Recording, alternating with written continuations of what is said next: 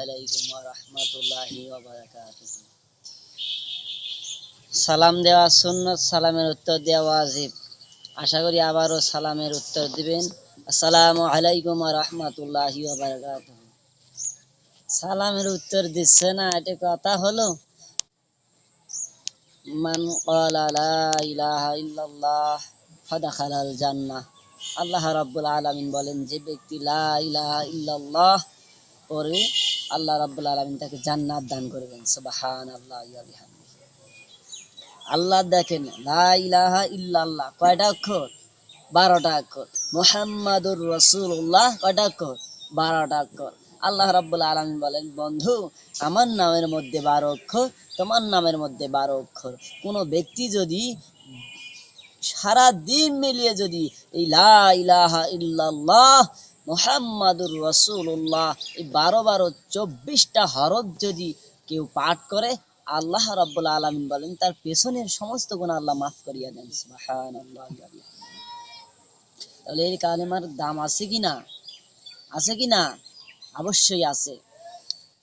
আল্লাহ রাব্বুল আলামিন বলেন, আর এই কালেমা এক পাল্লায় যদি রাখা হয়, আর এক পাল্লায় যদি এই 7 তাবক আসমান 7 তাবক জমিন যদি এক পাল্লায় রাখা হয়, 7 তাবক জমিন 7 তাবক আসমানের চাইতে এই কালেমার পাল্লাটাই ভারী হয়ে যাবে। সুবহানাল্লাহ ওয়া বিহামদিহি। তাহলে এই কালেমার দাওয়াত দেওয়া আমাদের দরকার আছে কিনা? অবশ্যই আছে। আল্লাহ রাব্বুল আলামিন এই জন্য কালেমার মধ্যে আছে আমানতু বিল্লাহি ওয়া মালাইকাতিহি ওয়া কুতুবিহি ওয়া রুসুলিহি ওয়াল ইয়াউমিল আখির ওয়াল কদরি খাইরিহি ওয়া শাররিহি মিনাল্লাহি তাআলা ওয়াল বা'সি বাদাল মাউত। 7টা বিষয়ের প্রতি ঈমান আছে। কি? এজন্য আমাদেরকে ঈমান আনতে হবে। আল্লাহর নবী বলেন, আখলিস দীনাকা ইয়াকফিকাল আমালুল কলিল। তোমার ঈমানকে মজবুত করো, অল্প আমলই নাজাতের জন্য যথেষ্ট হয়ে যাবে। সুবহানাল্লাহ। এজন্য আমাদের প্রথম সত্য হচ্ছে ঈমান আনতে হবে। ঈমানটা সবচেয়ে একটা দামি সম্পদ। কোনো ব্যক্তি যদি সরিষা দানার মতো যদি ঈমান নিয়ে কবরে যেতে পারে, আল্লাহ রাব্বুল আলামিন তাকে 10 দুনিয়া সমান একটা জান্নাত দান করে দিবেন। সুবহানাল্লাহ ওয়া বিহামদিহি। আজ আমাদের ঈমানের বড় ঘাটতি, ঈমানের বড় কমতি। আপনার যদি ঈমান ঠিক থাকে, সব আমল আপনার আল্লাহর দরবারে কবুল হয়ে যাবে। আর যদি আপনার ঈমান না থাকে, ওই পাহাড় পরিমাণ আমল নিয়ে যাবেন আল্লাহর দরবারে, এটা কখনো গ্রহণযোগ্য হবে না। এজন্য আমাদেরকে ঈমান মজবুত করতে হবে।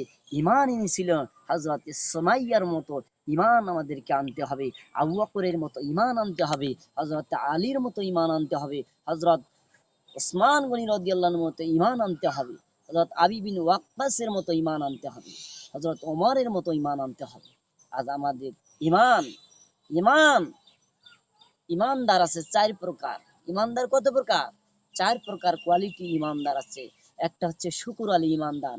এরা দেখবেন 5 ওয়াক্ত নামাজ পড়ে না, শুধু শুক্রবারে জুমার নামাজ পড়ে। এদেরকে আমি নাম দিয়েছি কি আলী ঈমানদার? শুকর আলী ঈমানদার। দ্বিতীয় নম্বরে ঈমানদার রমজান আলী ঈমানদার। এরা দেখবেন জুমার নামাজ পড়ে, জুমার নামাজ পড়ে না, ও 5 ওয়াক্ত নামাজও পড়ে না, শুধু রমজান মাসে তারাবির নামাজ পড়বে, রমজান মাসে রোজা রাখবে। রমজান মাস শেষ হয়ে গেলে এদের নামাজ কালামও কি হয়ে যায়? শেষ হয়ে যায়। শুধু রমজান মাসে নামাজ পড়ে, এদেরকে আমি নাম দিয়েছি রমজান আলী ঈমানদার।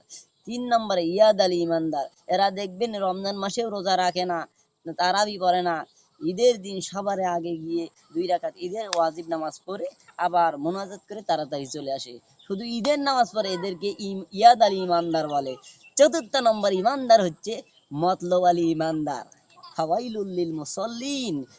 এরা শুধু লোক দেখানোর জন্যই নামাজ পড়ে।